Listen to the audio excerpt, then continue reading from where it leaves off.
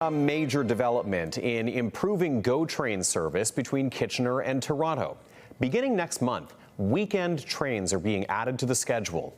And there's a new deal with CN Rail as well, which is expected to pave the way for eventual two-way all-day service. CTV's Krista Simpson joining us live now from the Kitchener GO train station. Krista, certainly something that's been talked about for a while, and now we've got some details tonight. Well, Tony, these changes have been long awaited, to say the least. And in just a few weeks, you'll be able to take a GO train from here in Kitchener to Toronto and back on the weekend. But there is still no firm timeline for when we could see two-way all-day GO service. There will soon be more trains heading down these tracks.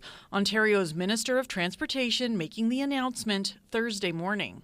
We have reached an agreement in principle with CN Rail to purchase the land necessary to construct additional tracks to separate freight and passenger service through the Halton subdivision. The plan to build 40 kilometers of new tracks that will eventually be used for two-way all-day rapid service between Kitchener and Toronto.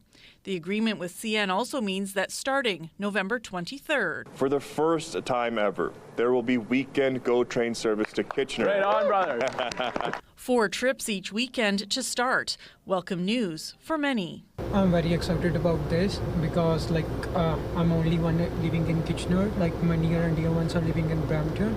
So it's very hard for me to go by our buses. I think this will make it much more easier. Then you don't have to worry about the parking, you don't have to worry long waits on the highway. Always the more the better, right? So this will be really helpful. Today has been years in the making. Kitchener's mayor says adding more GO train service is a major step in improving the economy and people's everyday lives. Having increased rail service so that they don't need to sit on the highway for 2 hours is going to be, really important from a quality of life point of view for people. Making the region a more attractive place to live as well as work. For local tech companies, connectivity, whether it's rail, on the 401 or air as well, is really huge for their ability to grow and scale and attract and retain top talent here. So we are supportive of anything that makes us a more connected region. What remains unclear is exactly when two-way all-day GO service could become a reality. The president and CEO of Metrolink says that remains the goal, but is not providing firm timelines. Now starts the dedicated planning for the twinning of that track, as well as things like the rehabilitation and replacement of legacy freight bridges on the network in places like Guelph, over Mimico Creek, etc. So we need to get out to market, procure those construction works, and then come back with an update on what total timeline looks like. I would hope that would be less than a 2-year project. I mean, I think that's really reasonable. University of Waterloo professor Jeff Casello says the improvements to GO train service have been promised for years. So what happens next is really about what the government chooses to prioritize.